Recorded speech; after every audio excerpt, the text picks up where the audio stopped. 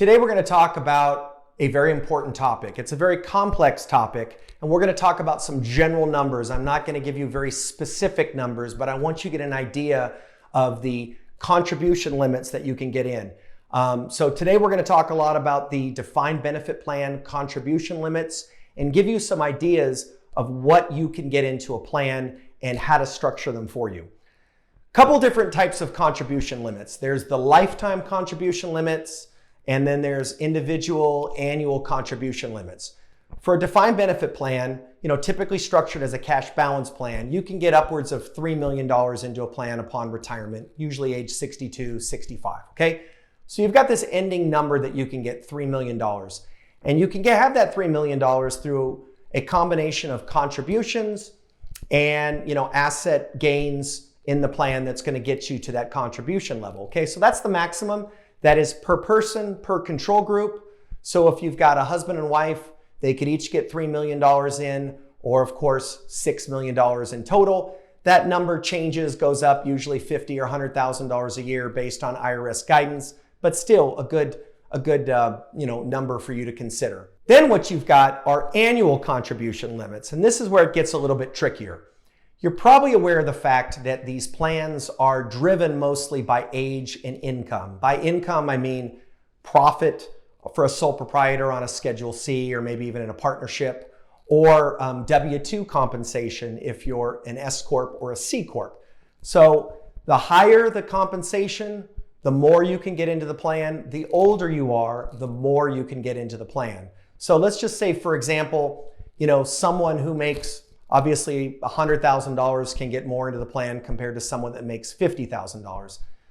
The highest income that we can take for purposes of this plan is right now currently is about $290,000. That'll go up $5,000, by the IRS based on their annual adjustments. So, you're in that $290,000 to $300,000 is the highest compensation that we can consider. Typically for a solo plan though, it's usually kind of that $230,000, $240,000, $250,000 range. Usually you're not going to get much larger contributions into the plan, if your W-2 is higher than that, but that's a good kind of starting point.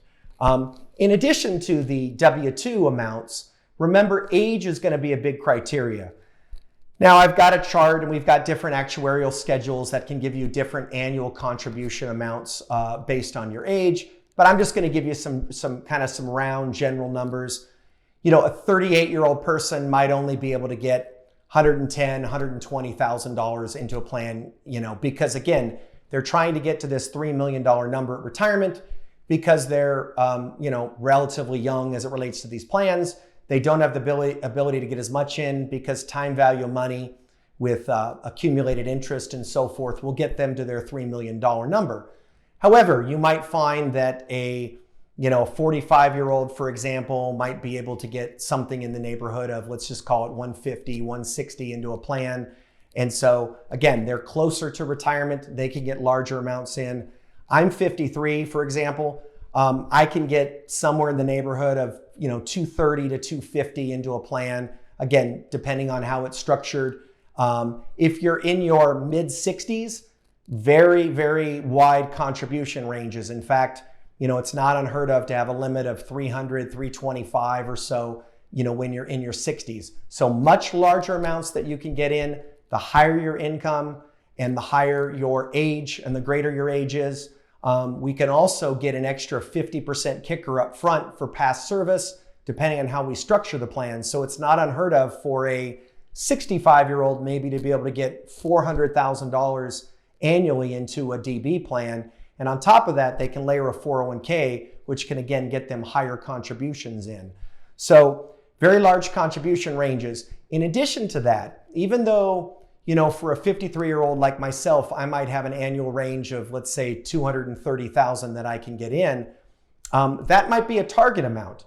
But these plans, again, will allow you to overfund a little bit and fund a little bit lighter, especially in your subsequent years. So first year, let's just say, for example, I get 220 into a plan. Second year, my range typically might go up about 50% or so. So it's not unheard of that I might have a high-end range of 300, 325 in year two.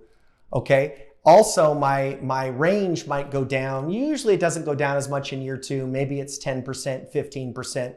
So in year 2, for a 53-year-old who then is turning 54, I might be able to get 300,000 on the high end, 200,000 on the low end. As that goes out a few years, your range with years of service typically widens and gives you a little bit more flexibility. That's generally the case as you make contributions that are somewhat in the middle, somewhat in the target range. If you constantly are pushing the high end of the range, well, what's that going to do? It's going to push your range and your contribution limits down. If you're consistently at the low end of the range, you might want to ask yourself why you even have a DB plan to begin with. But likewise, it's going to start pushing your contribution limits a little bit higher. So again, you've got a very wide range, typically a 6-figure range that you could contribute. It's controllable with your W-2 if you're an S Corp or if you're a C Corp.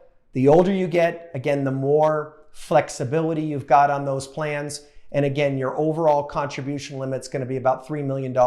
Again, usually indexed every year, going up 50 grand or so based on the IRS limits. So, this video was meant to be kind of a broad, I wasn't really very specific on exact numbers because there's a lot of criteria in there, but at least that should give you some general idea for contribution limits based on age and maximum contribution plans, ranges that you can get in at retirement. If you need specifics or you want an illustration, reach out to us. We'll be glad to do that, and we'll show you how to customize a plan based on your age and income.